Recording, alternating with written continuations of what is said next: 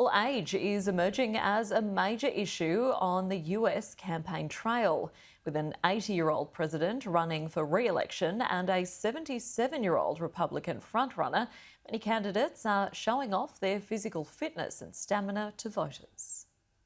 Former President Donald Trump in Iowa this afternoon, focusing again on his closest challenger. He's got no personality. You probably found that out because his polls are crashing. He would be a catastrophe for the farmers.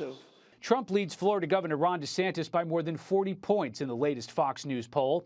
DeSantis maintains his deliberate approach will pay off once Republicans begin voting. We'll be making that case over the next 6 or 7 months. I'm running to win in January and February. DeSantis, unlike Trump, is committing to the first GOP debate in August. I think it's an important part of the process. This week, Senator Tim Scott and former Vice President Mike Pence also committed to attending.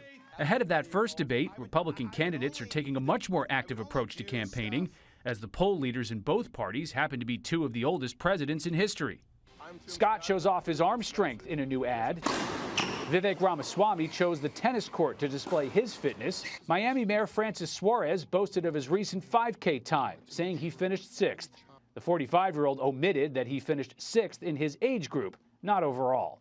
Former United Nations Ambassador Nikki Haley has argued for age-based testing for politicians. They want term limits. They want mandatory testing for people over the age of 75 for competency. In the Democratic primary, Robert Kennedy Jr., who turned 70 in January, posted this video where he hits the ground for some push-ups.